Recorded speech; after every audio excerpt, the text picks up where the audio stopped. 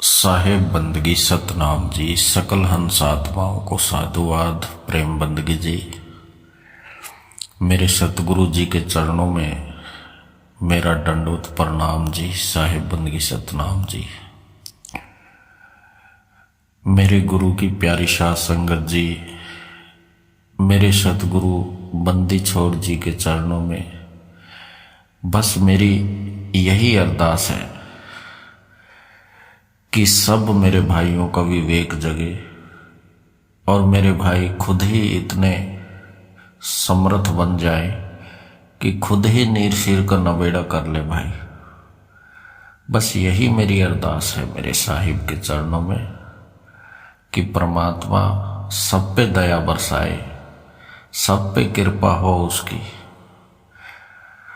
जो ये ऑडियो सुन रहा है हमारी, वो सब विवेकी बने और निर्बंध बने, किसी के बंधन में ना बंधे। क्योंकि जब तक बंधन में रहोगे, जब तक कभी तुम उस निर्बंध को पा नहीं सकोगे। इसलिए पहले तो निर्बंध हो जाओ, बंधनों से मुक्त हो जाओ, उसके बाद सोचो उस निर्बंध के बारे में। उसके बाद उस निर्बंध की भक्ति शुरू होगी। तो बस मेरी यही अरदास है।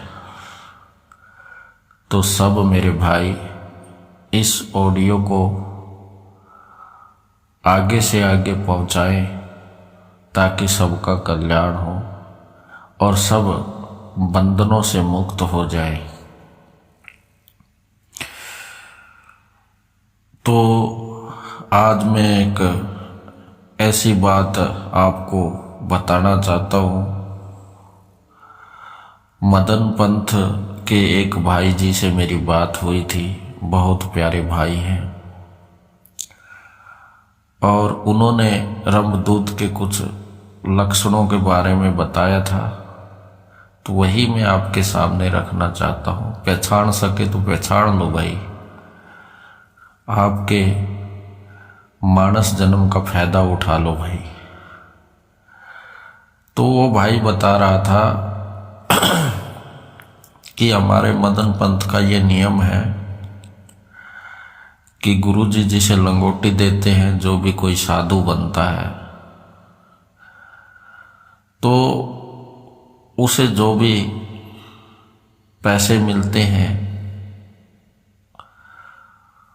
जो भी उसको नाम दान दीक्षा देते हुए जो भी पैसे कोई देता है, तो वो साधु उस पैसे को इकट्ठा करता है। तो ऐसे ही अभी कुछ दिन पहले हमारे एक आश्रम में एक साधु को लंगोटी दी गई थी। तो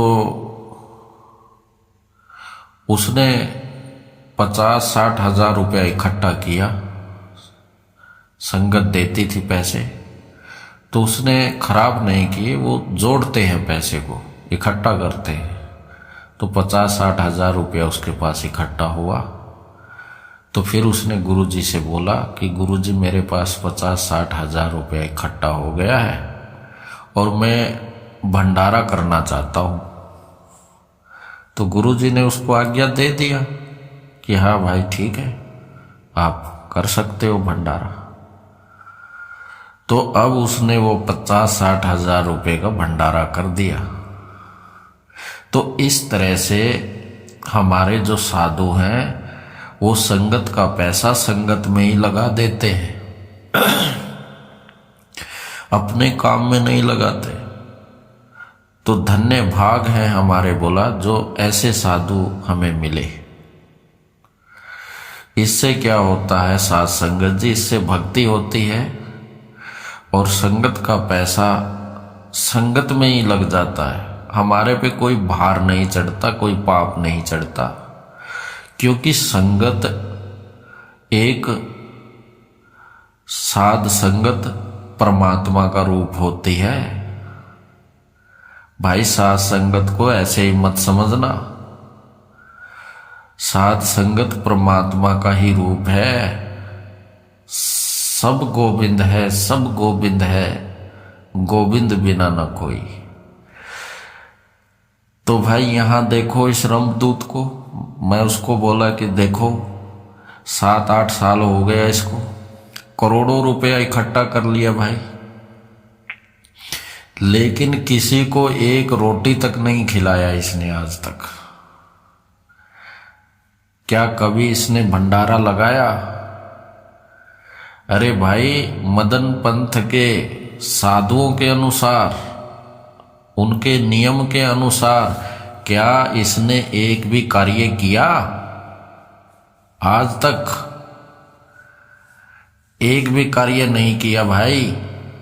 इसीलिए इसके लक्षणों से पहचानो इसको मेरे भाइयों, यही है वो रंभ का दूत। एक भी इसने भंडारा नहीं लगाया।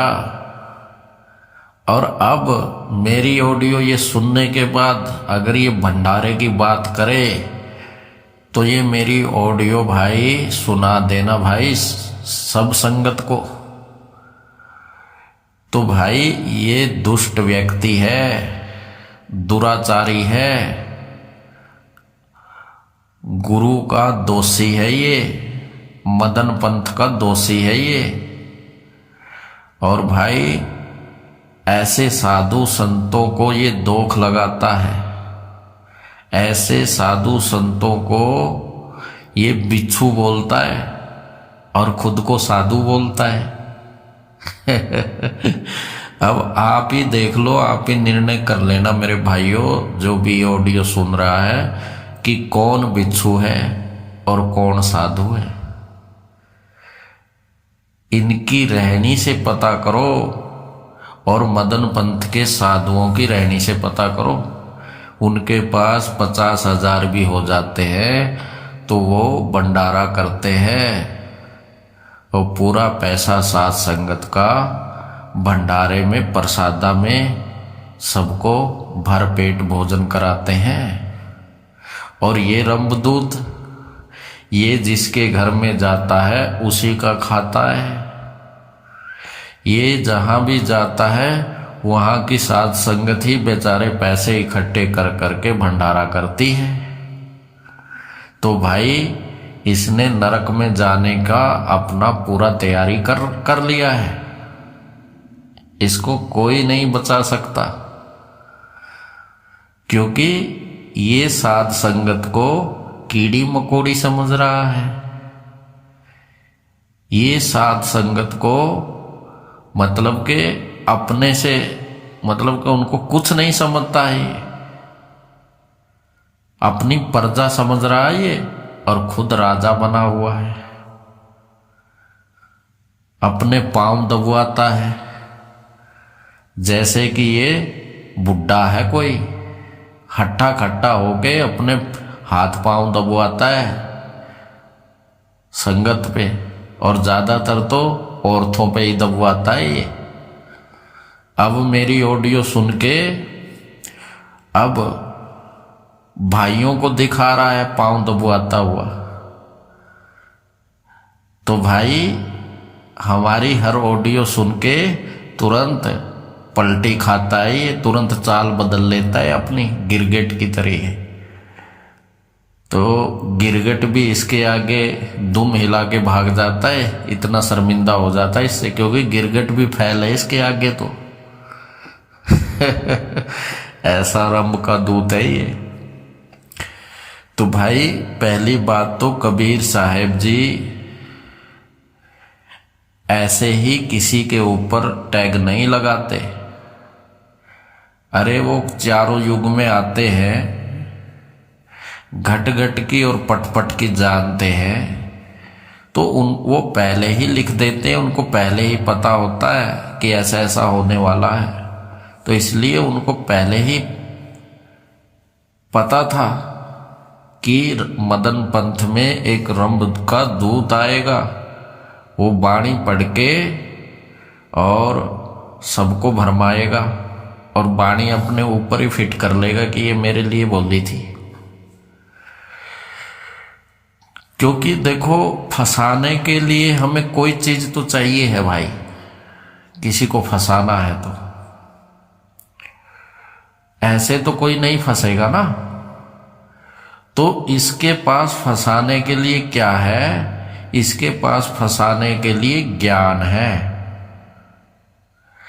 अब इसका ज्ञान देखे तो सब बोलते हैं हाँ ये ज्ञान एक नंबर है, इस ज्ञान को कोई काट नहीं सकता। क्यों? क्योंकि संतों का ज्ञान है।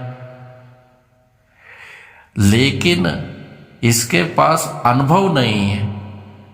खाली ज्ञान तो मिल गया फंसाने के लिए ऐसे लोगों को, क्योंकि कुछ चीज तो चाहिए ना फंसाने के लिए। भाई अगर कुछ फंसाने के लिए हमारे पास किसी के पास कुछ होगा ही नहीं तो कैसे जीव फंसेंगे बताओ? नहीं फंस सकते ना। तो इसलिए फंसाने के लिए कुछ ना कुछ चाहिए। तो इसके पास फंसाने के लिए क्या है? इसके पास फंसाने के लिए ज्ञान है। अब लेकिन इस ज्ञान की भी काट है, क्योंकि इसको कौन पकड़ेगा? जो अनुभव जिस पे परमात्मा की दया है वो इसको पकड़ लेगा तुरंत। उसके आगे ये बोल नहीं सकता, 1 2 3 भी नहीं कर सकता है उसके आगे। लेकिन जो बेचारे अभी तक कुछ समझ नहीं पाए हैं वो लोग नहीं इसको पहचान सकते। तो भाई अगर आप नहीं पहचान सकते हो तो आपके लिए ही ये वीडियो बनाई जा रही है मेरे भाइयों। इसकी हर चीज आप पूछ सकते हो। इसकी हर बात का तोड़ हमारे पास आपको मिलेगा भाई। इस रंभदूत की नस नस को हम जानते हैं मेरे भाई। हम भी ज्ञान देख के ही इसके साथ लगे थे। तो भाई आज हमने इसको लात क्यों मार दिया? क्योंकि ये अनुभव में जीरो है, इन्हें अनुभव नहीं है। केवल इन्हें एक ही रट्टा लगा रखा है, आत्मा को जानो, आत्मा को जानो। कलयुग में पहली बार आत्मज्ञान। अरे भाई कलयुग में पहली बार कैसे आत्मज्ञान हो सकता है? ये ज्ञान किसका? ये वाणी किसकी है? क्या तूने लिखी थी ये वाणी? क्या ये वाणी तेरी है? अरे जो ये आत्मा की वाणी तू बोल रहा है, आत्मा शब्द बोल रहा है, ये तो भाई 5000 साल पहले श्री कृष्ण जी ने कुरुक्षेत्र में दिया था अर्जुन को गीता का ज्ञान। उसमें आत्मा का यूज किया था उन्होंने 5000 वर्ष पहले। जब तो तू पता नहीं कहाँ पे गधा बना हुआ था उस समय का ये ज्ञान है। जब तो तू 84 में धक्के खा रहा था, तो अब तू बोल रहा है कि पहली बार कलयुग में आत्मा का ज्ञान दिया जा रहा है, मूल ज्ञान दिया जा रहा है। तो भाई ये इतनी बड़ी झूठ है, इतना बड़ा गपोड़ा, और ये झूठ के पकोड़े क्यों उतारता फिर रहा है भाई? इसलिए ना क्योंकि तू रंभ का दूत है। क्योंकि ऐसे कर्म तो रंभ का दूत ही कर सकता है, झूठ बोलने के काम। नहीं तो सत्य बोलता तू, संतों की महिमा गाता कि संतों का ज्ञान दिया जा रहा है कलयुग में, सतयुग का ज्ञान दिया जा रहा है। तो भाई ये इतनी बड़ी झूठ क्यों बोली जा रही है? क्यों? क्योंकि तुझ पे जो टैग लगा रखा है ना कबीर साहब ने कि रंभदूत ऐसे कर्म करेगा, झूठ बोल बोल के जीवों को फंसाएगा, अपना ही नाम फैलाएगा। खुद ही बोलेगा कि मैं न्याय का मास्टर हूं, न्यायाधीश हूं। खुद ही अपने नाम से पंथ चलाएगा और बोलता है कि मैं ही मदन पंथ चला रहा हूं। अच्छा, तो इससे पहले मदन पंथ बंद पड़ा था, तू नहीं आके चलाया है इस पंथ को। तो गुरु की प्यारी साध संगत जी, ये सब इसके जो गपौड़े हैं, झूठ के पकोड़े हैं, और कुछ नहीं है भाई। इसके जैसा गद्दार, इसके जैसा गुरुद्रोही इस पूरे संसार में दूसरा कोई है ही नहीं है। क्योंकि अब एक लंगोटी उतार के अब दूसरी लंगोटी पहन ली है, तो ऐसे लंगोटी पहनने से तू बच जाएगा क्या टैग से? ये कबीर साहब का थब्बा है, और कबीर साहब सबका अब्बा है, ध्यान में रख लेना।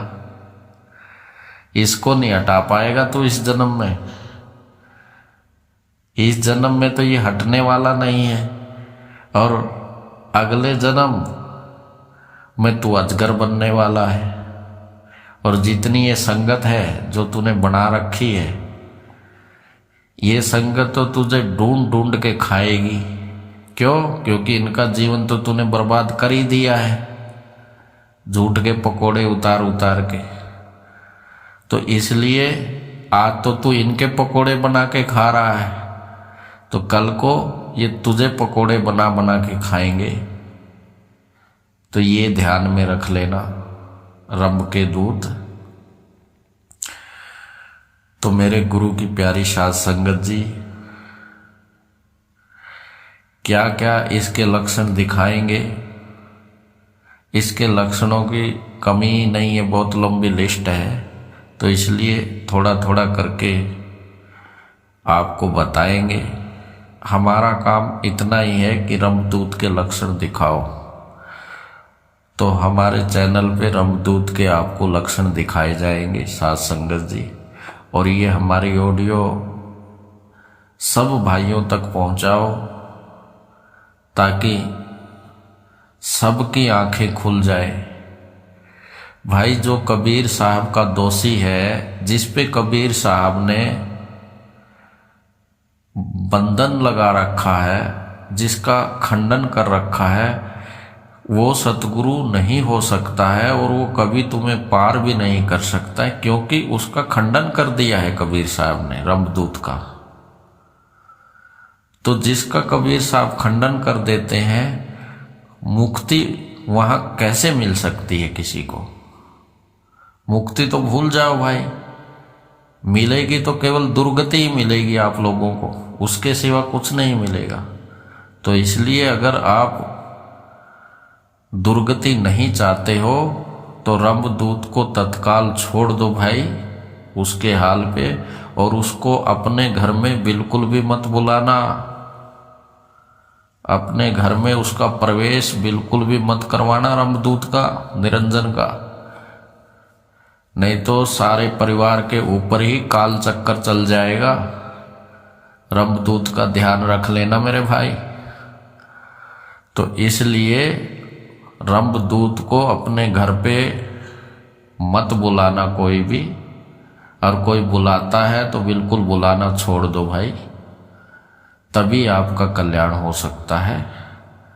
तो आज के लिए इतना ही है, और ये ऑडियो जन जन तक पहुंचाओ मेरे भाई, जन जन तक पहुंचाओ, ताकि इसकी कैद से, रमदूत की जेल से हमारे विवेकी भाई निकल जाए।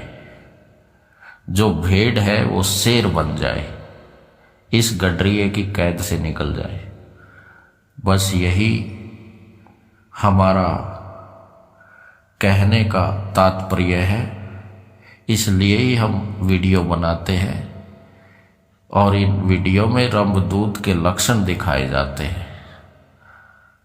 तो भाई वीडियो लंबी हो जाती है, इसलिए अभी मैं विश्राम देता हूँ और फिर अगली ऑडियो में मिलेंगे मेरे भाइयों से, फिर बात होगी। साहिब बंदगी सतनाम जी, वाहिगुरु जी का खालसा, वाहिगुरु जी की फतेह जी।